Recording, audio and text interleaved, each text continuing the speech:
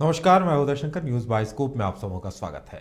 भारत और दक्षिण अफ्रीका के बीच 3 टेस्ट मैचों की सीरीज का दूसरा टेस्ट 3 जनवरी से वांडरर्स जोहानिसबर्ग में शुरू हो रहा है। पहला टेस्ट जीतकर भारत के हौसले बुलंद हैं और वो दक्षिण अफ्रीका में मेजबान देश के खिलाफ पहली टेस्ट सीरीज जीत के लिए पूरा जोर लगाने के लिए तैयार है। वहीं दक्षिण अफ्रीकी टीम के सामने मेहमान भारत के खिलाफ टेस्ट सीरीज में अब तक अजेय रहने के रिकॉर्ड को बरकरार रखने की चुनौती भी है। इसी विषय पर बातचीत करने के लिए हमारे साथ हैं हमारे स्पोर्ट्स एक्सपर्ट राकेश रंजन जी। राकेश जी, क्या जोहानिसबर्ग में सीरीज सील हो जाएगी? देखिए, जो ये मौका है टीम इंडिया के पास, इससे बेहतर अवसर नहीं आ सकता है। टीम 1-0 से लीड कर रही है सीरीज में। दक्षिण अफ्रीका टीम का हौसला टूटा हुआ है, उसके प्रमुख खिलाड़ी नहीं हैं। इस टेस्ट से पहले क्विंटन डिकॉक ने भी संन्यास की घोषणा कर दी है, तो टीम और थोड़ी कमजोर हो गई है। तो ये एक बेहतरीन अवसर है। इसके अलावा अगर हम इस साल जो है टीम इंडिया का परफॉर्मेंस देखें विदेशों में, तो जिस तरह से ऑस्ट्रेलिया के खिलाफ सीरीज भारत ने जीती, इसके बाद इंग्लैंड में जो टेस्ट सीरीज हुई उसमें भी 2-1 से टीम इंडिया अभी आगे है। आखिरी टेस्ट मैच बाद में होगा, इसी साल होने की उम्मीद है।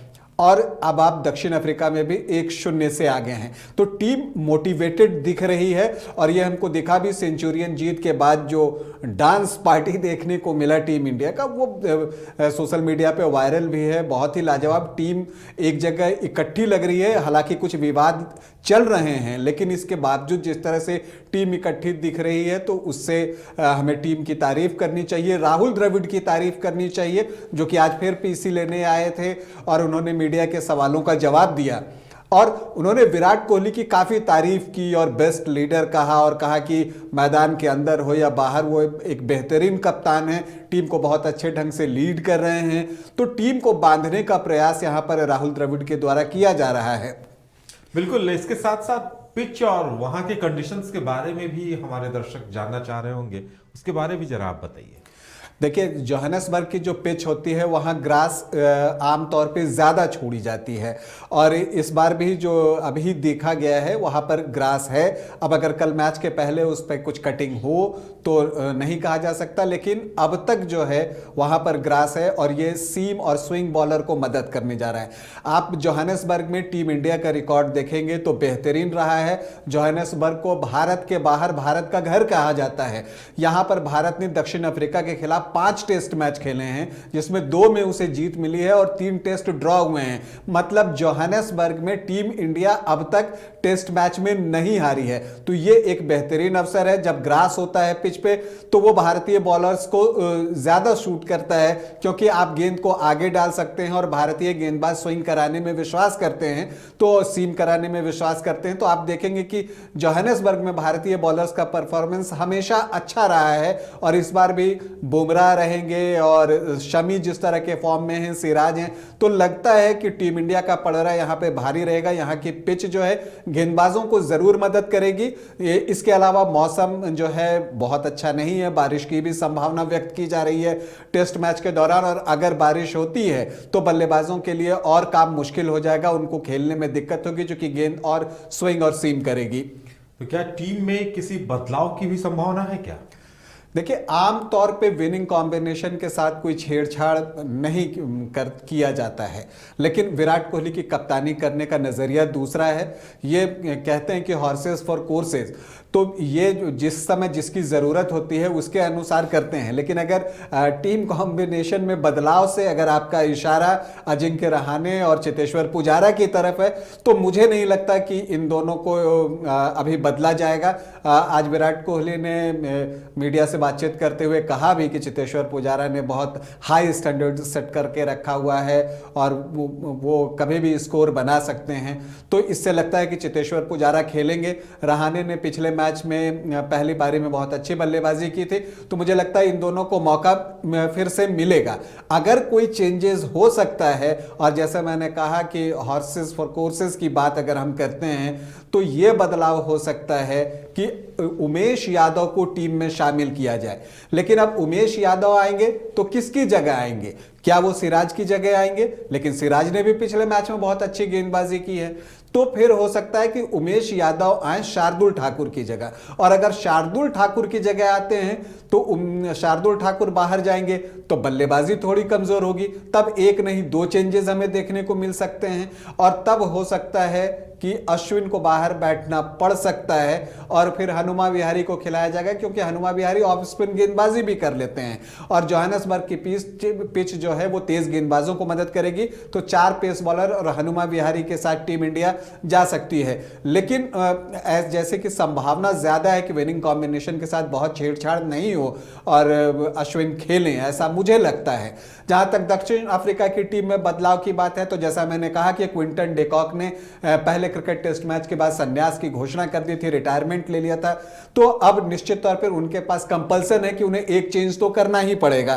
तो अब काइल वेरेन खेलते हैं या रिकेल्टन खेलते हैं ये देखना होगा। मुझे उम्मीद है 25 वर्षीय रिकेल्टन को मौका मिल सकता है विकेट कीपिंग के लिए। इसके अलावा जो है मुल्डर की जगह पे ओलिवर आ सकते हैं, और मैं आपको बताऊं कि ओलिवर बहुत ही अच्छे गेंदबाज हैं, उनका प्रदर्शन बहुत अच्छा रहा है, चोट की वजह से पहले टेस्ट मैच में नहीं खेल पाए थे। अगर वो फिट होते हैं तो मुल्डर की जगह पर उन्हें शामिल किया जा सकता है। बिल्कुल, अगर तुलनात्मक तौर पर देखा जाए तो दोनों टीमों का मजबूत और कमजोर पक्ष क्या होगा? देखिए, मजबूत और कमजोर पक्ष जो सबसे बड़ी बात है, टीम इंडिया जो है वो एक अनुभवी टीम है।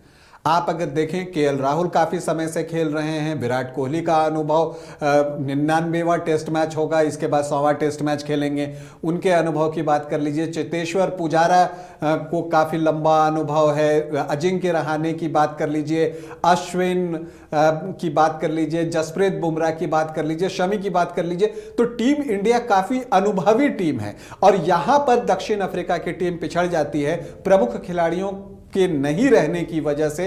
दक्षिण अफ्रीका की टीम जो है थोड़ा अनुभव के मामले में पिछड़ जाती है। अगर उनके पास हम कहें तो एल्गर, मार्करम, रबाडा और एनगिडी, ये 4 ही खिलाड़ी हैं जो कि अनुभव रखते हैं, बाकी नए खिलाड़ी हैं और उनको खुद को साबित करना है, तो उनके ऊपर दबाव होता है। और कई बार दबाव के क्षणों में जो नए खिलाड़ी होते हैं, युवा खिलाड़ी होते हैं, वो बिखर जाते हैं।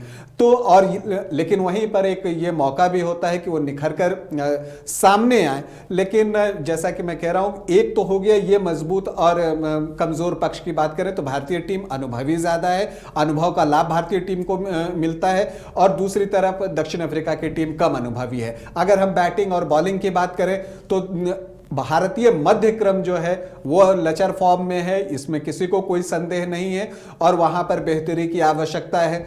लेकिन दूसरी तरफ अगर हम साउथ अफ्रीका की बल्लेबाजी की बात करें तो वो भी बहुत कमजोर है। आपने देखा कि पहले टेस्ट मैच में दोनों पारियों में 200 का आंकड़ा जो है दक्षिण अफ्रीका की टीम पार नहीं कर सकी। और जहां तक टीम इंडिया का भी सवाल है, बल्लेबाजी में यहां भी कमजोरी है। अगर आप पहले टेस्ट मैच की पहली पारी में केएल राहुल, मयंक अग्रवाल और अजिंक्य रहाणे की पारी को छोड़ दें तो बाकी बल्लेबाजों ने अच्छा प्रदर्शन नहीं किया, और आखिरी 7 विकेट पहली पारी में 49 रनों पर ही गिर गए थे, और दक्षिण अफ्रीका की भी बल्लेबाजी अच्छी नहीं है। तो दोनों ही टीम की बल्लेबाजी कमजोर पक्ष है और दोनों ही टीमों की गेंदबाजी जो है वो मजबूत पक्ष है। भारतीय टीम यहां पर थोड़ा सा गेंदबाजी में भी 20 नजर आती है, लेकिन मैं कहूंगा कि मैच का डिसीजन उसी पर आएगा कि जिस टीम के बल्लेबाज अच्छा प्रदर्शन करेंगे, जो गेंदबाजों का सामना अच्छे ढंग से कर सकेंगे। और दूसरी बात, गेंदबाज नई गेंद का इस्तेमाल किस तरह से करते हैं। पिछले मैच में हमने देखा कि दक्षिण अफ्रीका के गेंदबाजों ने पहली पारी में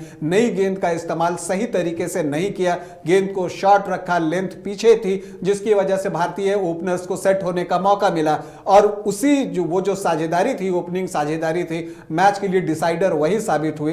तो हम उम्मीद करते हैं कि दोनों टीम अपनी कमजोरी पर काम करेगी और एक अच्छा मुकाबला, दिलचस्प मुकाबला हमें देखने को मिलेगा। जोहान्सबर्ग टीम इंडिया को सपोर्ट करता है, तो मुझे उम्मीद है कि टीम इंडिया शायद यहां पर सीरीज सील कर ले।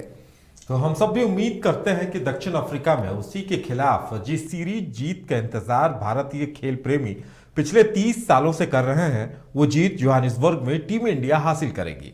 फिलहाल इतना ही, हमें दीजिए इजाजत। और राकेश जी, आपको भी चर्चा में शामिल होने के लिए बहुत बहुत धन्यवाद। नमस्कार।